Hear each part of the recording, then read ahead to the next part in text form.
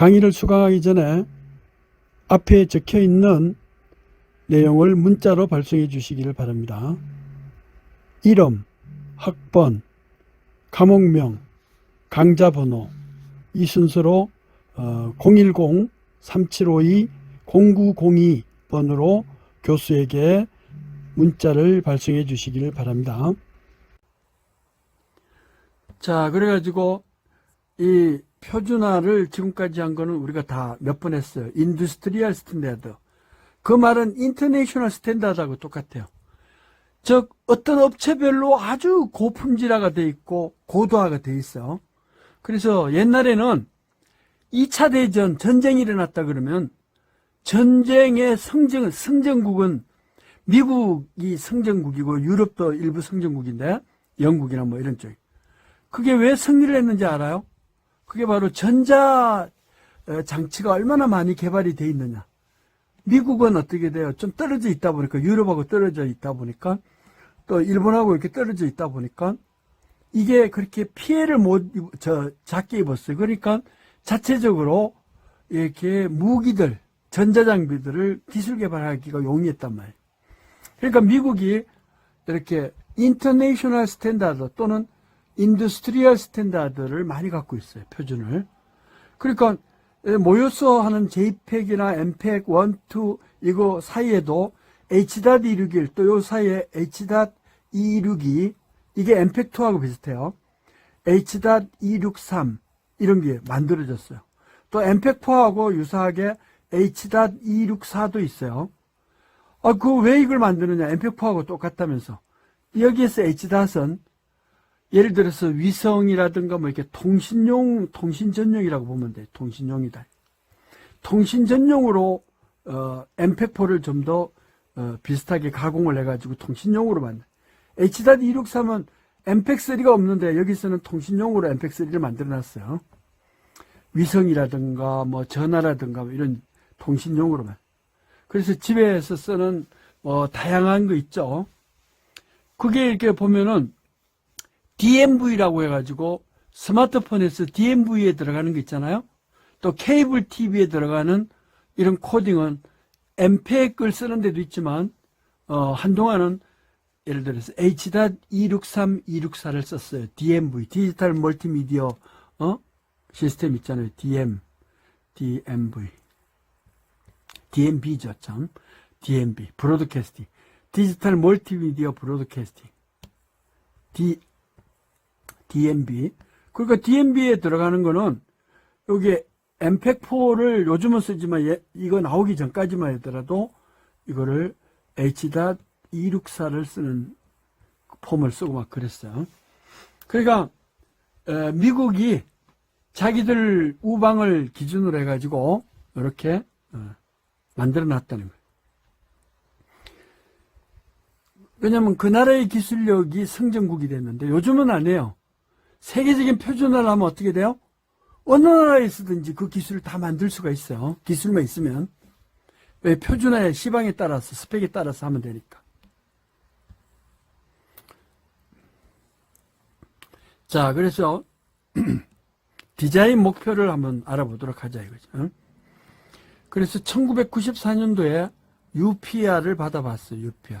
그러니까 이 94년도니까 사실은 말이에요. 그러니까 1994년도 옆 무렵에 도대체 엔드 유저가 사용자가 제일 중요한데 사용자가 상업용으로 쓸 수 있는 그 생활용으로 쓸 수 있는 그런 것이 뭐 있겠느냐. 그래가지고 디자인 고올이라고 그래가지고 UPR 유저 퍼포먼스 리콰이어먼트 이걸 조사를 해봤어요. 그랬더니만 첫 번째는 뭐예요? 결국은 현재 멀티미디어 콘텐츠를 표현하는 이런 다양한 이러한 기술들을 집대성을 해달라. 또 두 번째로는 이게 뭐예요? 결국 콘텐츠 클라이언트 사이드, 즉 사용 콘텐츠 있잖아요. 이런 동료라든가 동영상이라든가 이 유저 측면에 클라이언트 측면에서 이것을 가공하고 보여줄 수 있게 해달라. 당연한 거 아니겠어요, 그죠? 세 번째로는 또 뭘 요구를 하느냐면은, 이거는 HD, UHD 또 뭐 이런 데서 쓸 수 있는 뿐만 아니고 로우 비트레이트, 그러니까 다양한 밴드에서 쓸 수 있는, 왜냐면 MPEG-1은 1Mbps로 고정이 되어 있고 MPEG-2는 1Mbps 이상 되는 그런 HD TV까지 쓸 수 있지만 1Mbps 이하의 이런 스마트폰이나 이런 조그만 디스플레이에서도 쓸 수 있게 해달라, 그런 얘기죠. 그런 거를 우리는 어떻게 돼요? 전송률, 지역적인 어떤 영향, 인바이러먼털 이펙트에 무관하게 쓸 수 있는 유니버셜 억세스, 남녀노소가 이루어질 수 있게 쓸 수가 있게, 엔드 유저가 누구든지 어느 지역이든지 어느 때든지 쓸 수 있게 해달라. 누구든지 어디서든지 언제이든지 쓸 수 있게 해달라는 것이 세 번째 리콰이어먼트. 자, 네 번째 리콰이어먼트는 뭐예요? UPR의 네 번째는, 이 네 번째는 기본적으로 각 용도별로 필요한 데이터량만큼 낭비 없이 효율적으로 멀티미디어 타입에 따라 가지고 애니메이션도 있고 비디오도 있고 또 그래픽도 있고 또 뭐예요? 오디오만 있고 뭐 이런 것들에 따라 가지고 꼭 필요한 효율적인 코딩 기법을 활용할 수 있게 해달라는 거예요. 안 그러면 데이터 사용료가 자꾸 비싸니까. 실제 보는 거는 요 스마트폰에서 보는데 사용료는 저 HDTV에서 보는 그런 사용료를 낼 필요는 없잖아요. 데이터 사용료 여러분들 부담 많이 되죠. 자, 다섯 번째 UPR은 뭐냐? 이거는 어떻게 되느냐면은 이 컨텐츠 저자나 컨텐츠를 사용하는 이러한 서로 연결이 될 수 있는 인터랙티비티가 필요하다. 지금은요, 전화다 그러면 일방적으로 이렇게, 하는 것이 아니고 서로 주고받잖아요. 근데 옛날에는 방송국에서 보내주는 건 어떻게 돼요? 그 시간 기다렸다가 이렇게 보는 거였어요.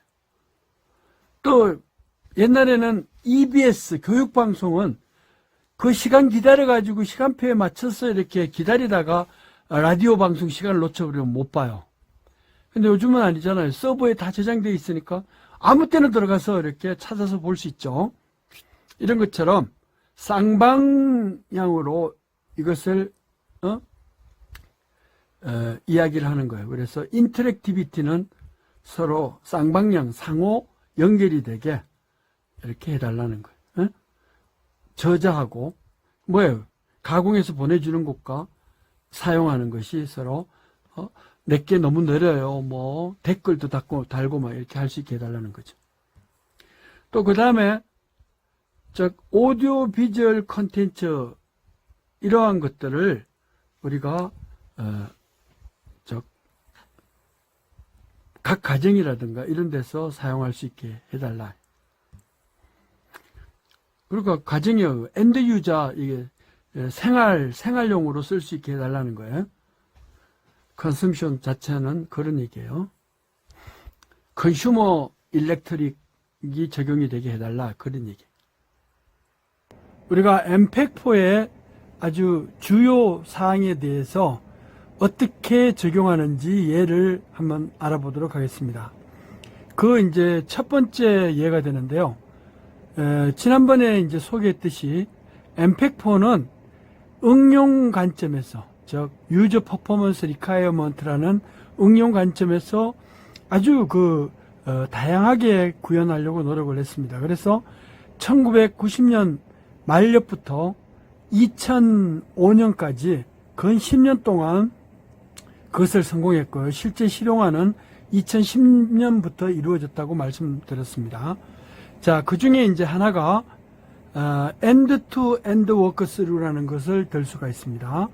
이 end-to-end workthrough는 앞에서 UPR에서 이야기했듯이 그야말로 전 과정을 결국은 이 시나리오를 갖고 있다는 것이죠. 그러니까 예를 들어서 컨텐츠가 즉 트랜스미션에서 출발을 해가지고 여러 가지 네트워크를 통해 가지고 이렇게 오면서 리시브 단자, 이렇게 터미널 단자로 오게 되는데요. 여기에서 이렇게 만들어질 때부터 이 오브젝트들이라든가 뭐 이런 것들의 구성에서부터 시작해서 네트워크의 어디를 통해 가지고 무선을 통하고 뭘 해서 결국은 여러 이 터미널이 이렇게 있다면, 유저 터미널이 있다면은 그 터미널로 연결되는 이런 구조라고 할 수가 있습니다. 자, 그래서 그거를 그 염두에 두고 여기서 워크스루라는 말은 일종의 스크립트 또는 시나리오라고 할 수가 있어요. 시나리오. 그러니까 여기 보면은 엔드 투 엔드 이렇게 워크스루에 대한 어떤 표준안이 하나 만들어졌는데요. 이것은 뭐냐면은 송신에서부터 수신까지의 사이에 컨텐츠가 이제 캐리어나 아니면 멀티미디어를 통해 가지고 막 전달될 거 아니에요? 그럴 때 다양한 환경 영향을 받게 되는데 이 영향 자체를 다 시나리오에 의해서 이렇게 순서가 정해져 있다는 것이죠. 그래서 어디를 지나고 어떻게 해서 넓어지고 어떻게 해서 좁아지고 하는 그런 과정을 알고 있어야 전 과정에 대해서 그것을 수신단에서 읽어봤을 때 어떻게 데이터가 예를 들어서 수정이 됐는지 아니면 제약을 받았는지 그게 맞춰가지고 수신단에서 디스플레이를 완벽하게 할 수 있지 않느냐, 이제 이런 겁니다. 그래서 이제 요 워크스루 그 시나리오 내용에 이렇게 보면은 여기에 생성되고 전송되고 그 다음에 소비되는 있잖아요. 이런 그 과정을 통해 가지고 이루어지게 된다, 이렇게 볼 수가 있어요. 또 이제 이거 외에도 이렇게 지나가면서 위치 있잖아요. 위치. 우리 왜 요즘 그 사진 같은 거를 찍으면 사진에 여기 플러스 위치 정보를 주면 어떻게 되나요? 위치 정보를 주면 나중에 여러 장의 사진을 이렇게 찍어 놓잖아요. 이렇게 찍어 놓으면은 이 위치 이게 디스플레이 할 때 여기를 클릭을 이렇게 하면은요. 그러면은 내가 갔던 장소가 이렇게 있다. 그러면은 요거 여기에다 표시하고 요거는 2번은 2번에다 표시하고 다음에 3번은 3번에다 표시해서 여기에서 지도 즉 위치죠. 위치에다가 사진을 결국은 합성해주는 이런 구조로 할 수가 있다는 것이죠. 그러니까 여기서 엠팩4는 벌써 그걸 염두에 줬어요. 사진을 막 찍고 그걸 우리 앨범에다 할 때 한 며칠 지나고 나면 생각나지도 않는데 이 사진을 찍은 JPEG 사진 찍은 다음에 그 기본적인 인포메이션을 엠팩4로 해놓으면은 이 포지션 인포메이션까지 하면은 그러면 어디에서 어떻게 찍었는지 이렇게 다녀온 순서대로 그러니까 워크스루가 형성이 되는 거죠. 그게 결국은 디스플레이 될 수 있다. 그러니까 요즘은 사진 앨범 정리하기 참 용이해요. 한 오면서 위치별로 5장 찍어 놓으면은 그 위치 지도가 그 그라운드가 돼 가지고 위치별로 다 되어질 수 있는 거잖아요. 그게 이제 90년 중후반부터 아이디어가 나와서 그게 진행이 됐다는 거예요. 그러니까 결국은 이 워크스루라는 자체는 티피컬 시나리오를 의미하는 것이다. 그게 어떤 하나의 순서라든가 무슨 다양한 정보 있죠. 사진은 사진으로 끝나는 게 아니고 사진을 누가 찍었으며 누구랑 같이 찍었고 어느 위치에서 했고 어느 시간에 했고 뭐 다양한 이런 정보를 이렇게 순서적으로 시간 타임 차트에 따라서 순서적으로 열거해 놓는다. 이런 것이 아주 독특하다고 할 수가 있어요.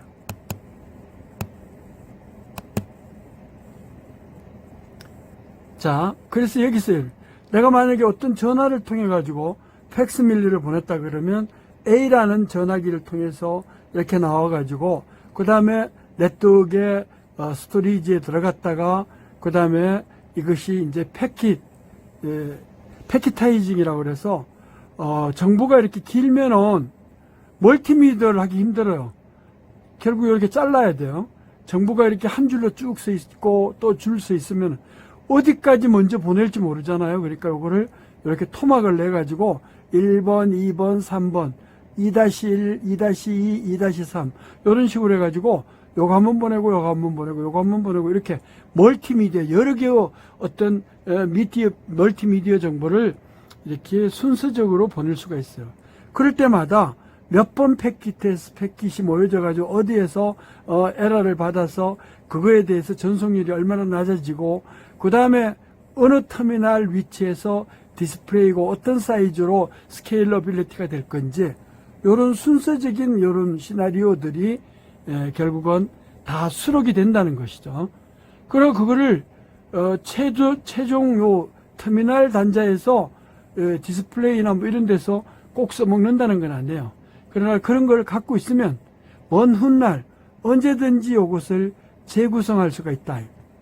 왜냐하면 원하는 대로 이렇게 정보가 오면 좋은데 때에 따라서는 재밍이라고 그래가지고 우리 트래픽 잼이 걸리듯이 보틀렉이라고 그래가지고 왜 쭉 나오려고 하면 병이 주둥이가 이렇게 좁아져가지고 못 나오는 것처럼 그런 이력을 갖고 있어야 요 디스플레이 할 때 스케일러빌리티 할 때 SNR이 얼마인지 아니면 스페이셜이라 가지고 위치가 망가졌는지 아니면은 또 다양하게 뭐 신호대 잡음비라든가 뭐 이런 것들 또 시간이라든가 뭐 이런 것들이 딜레이가 됐는지 이런 것들을 다 열거를 할 수가 있지 않느냐 이런 얘기죠. 자, 엠팩4에서 또 주요 사항으로는 터미널 아키텍처라고 할 수 있어요. 이 터미널 아키텍처는 뭐예요? 결국은 A에서부터 이렇게 B까지 오는데 옛날에는 이렇게 데이터가 보내주는 쪽과 받는 쪽이 이렇게 있다면은 보내주는 쪽이 뭘 보내줬는지 또 오는 과정에서 어떤 어려움이 있었는지 몰랐잖아요. 근데 지금은 시나리오로 해서 워크스루가 있다 그랬잖아요.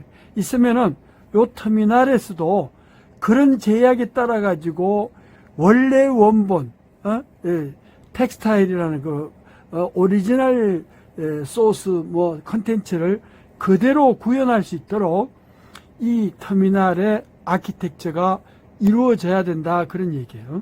그러니까 보내주는 쪽에 33인치가 돼도 받는 쪽에 55인치가 됐다 그러면 55인치에 되게 맞게 해줘야 되고 올 때 트래픽 잼에 걸려가지고 잡음 노이즈 시그널 투 노이즈 레이시오라고 SNR이 작게 나왔다 그러면 그 작을 때 부스팅을 시켜주는 이걸 증가를 시켜주는 이런 쪽으로 이게 접목이 돼야 된다.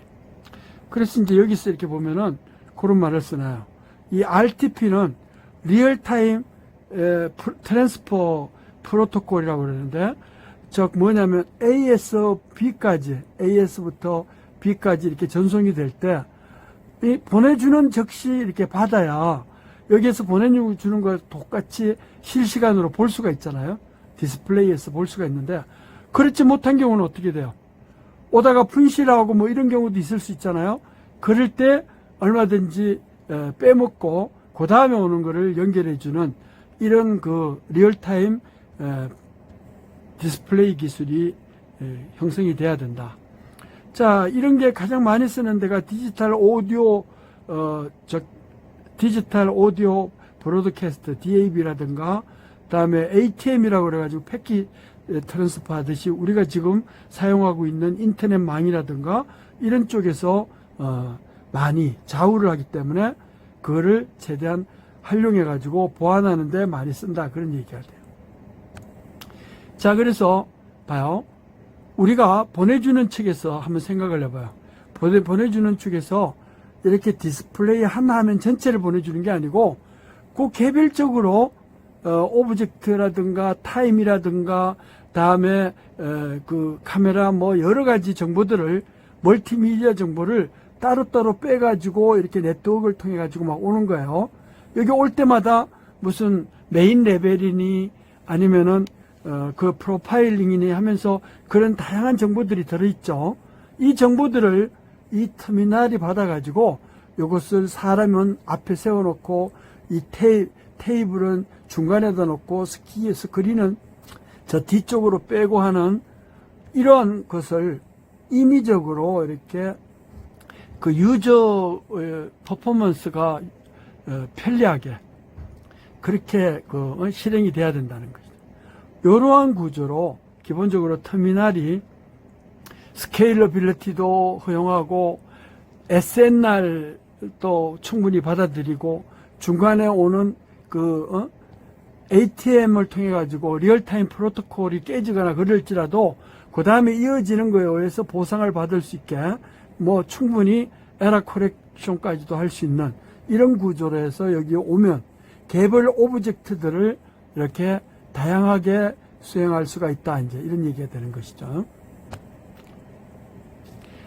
자, 그 다음에 이제 세 번째로 엠팩4에서 주요하게 다루는 거는 결국은 전송이잖아요. 보내주는 쪽과 받는 쪽이 이렇게 있다 그러면, 보내주는 곳과 받는 쪽이 있다 그러면 이렇게 전달되는 게 멀티미디어의 전달이잖아요. 그러면 보내줄 때는 이게 시스템에서 만들어서 보내줘야 돼요. 그러면 여기에 오디오도 있고 여기에 비디오도 있고 그래픽도 있고 뭐 있죠. 또 여기에 전송되어 올 때 요 전송되어 오는 멀티미디어가 한 곳으로 오는 게 아니고 다양한 전송 선로를 통해서 온다 그랬으니까 여기에서 또 필요한 가공하는 툴이 필요해져요.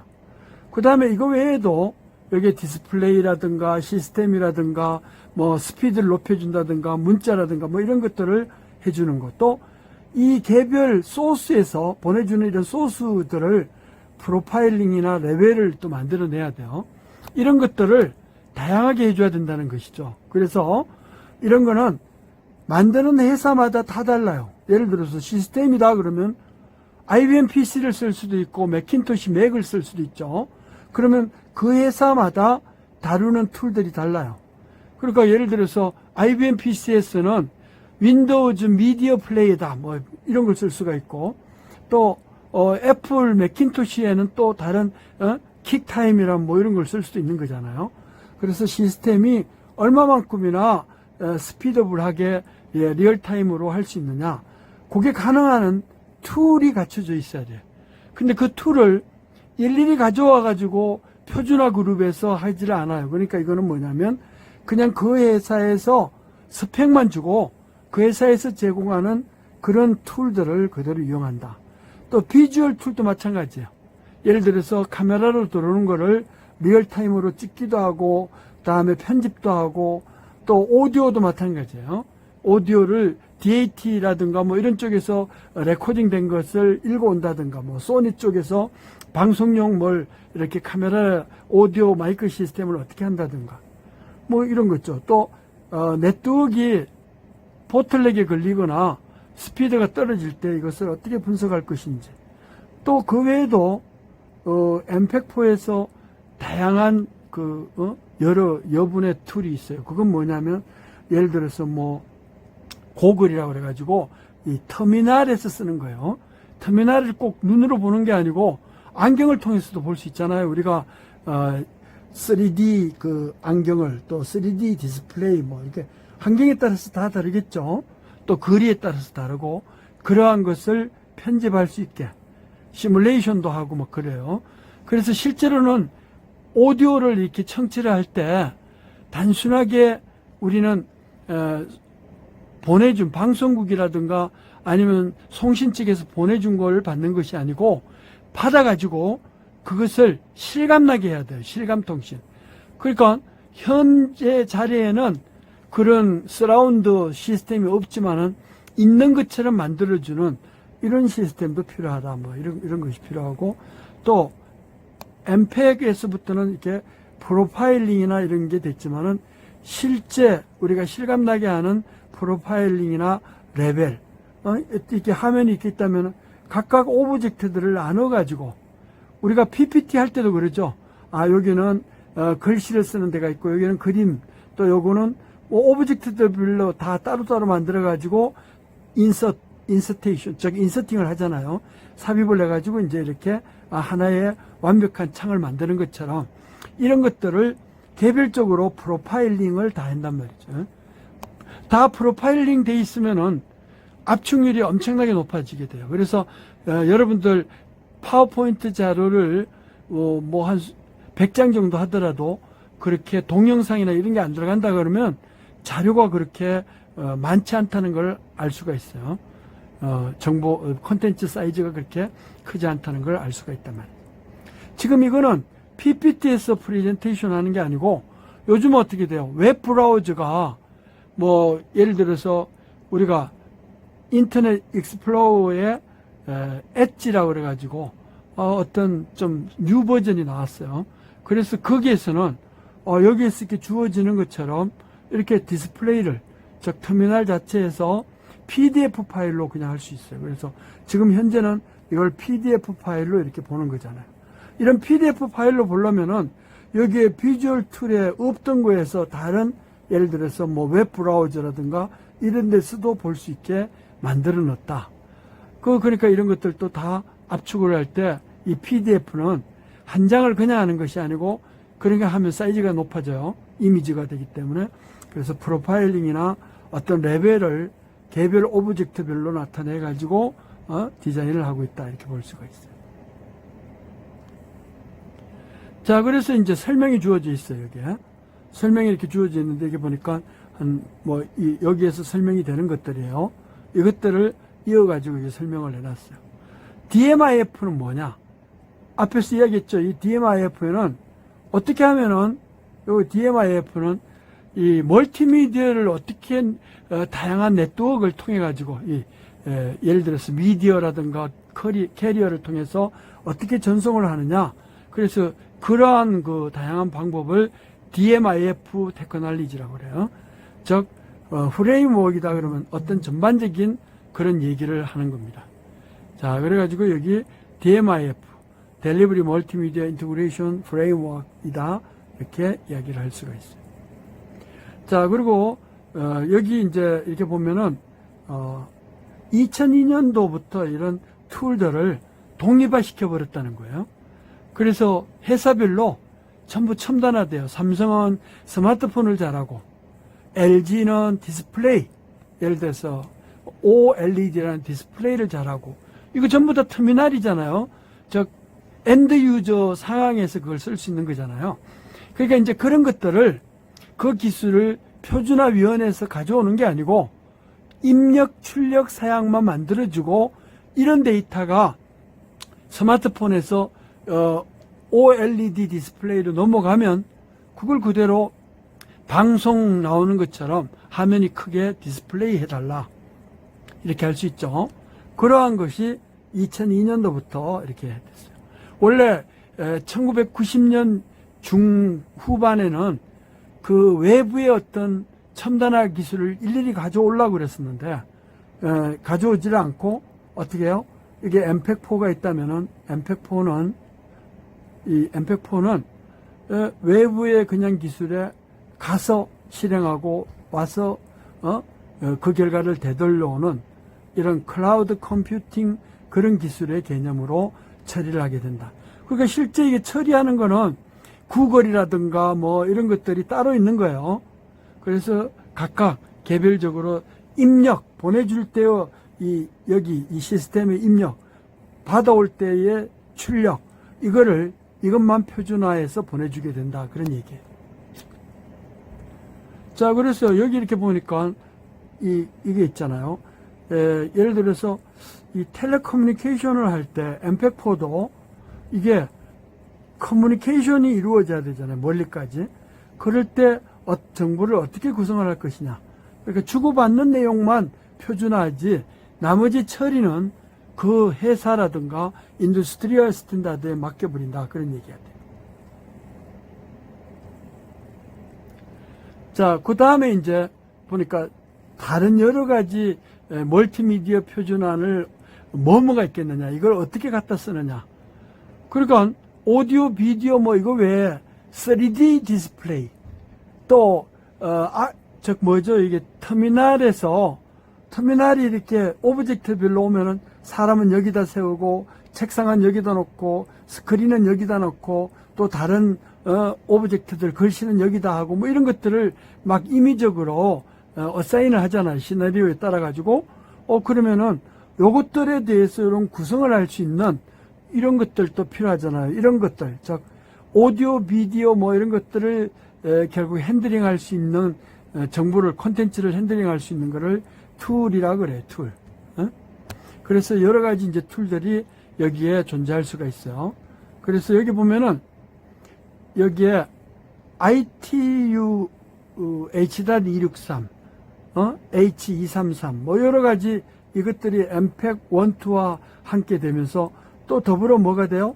3D 버추얼 리얼리티. 이 버추얼 리얼리티는 뭐예요? 이거는 가상현실이라는 거예요. 가상현실이라고 그래가지고 여러분들 좋아하는 거 있죠? 이런 것들을 3D를 안경을 쓰고 본다든가. 이것도 어떤 위치를 잡고 그런 걸 알려줘야 되잖아요. 그런 걸 알려주는 거를 우리는 웹상에서 이걸 구현하는 버추얼 리얼리티 모델 할 때 랭귀지가 필요해요. 뭐 A는 어디다 놓고 B는 어디다 놓고 이렇게 위치별로 잡는 거 있죠. 3차원적으로 이렇게 잡는 거. 이것을 VRML 뭐 이런 말을 써요. VRML. 예? 즉 버추얼 리얼리티 모델링 랭귀지다 그래가지고. 또 그거 외에도 애플사가 또 맥 컴퓨터 같은 거 해가지고 왜 그래픽 또한 뭐 이런 게 아주 좋다 그러잖아요. IBM PC보다 낫다 그래요. 그러니까 일반 노트북을 사더라도 한 1.5배에서 2배 정도 비싸요.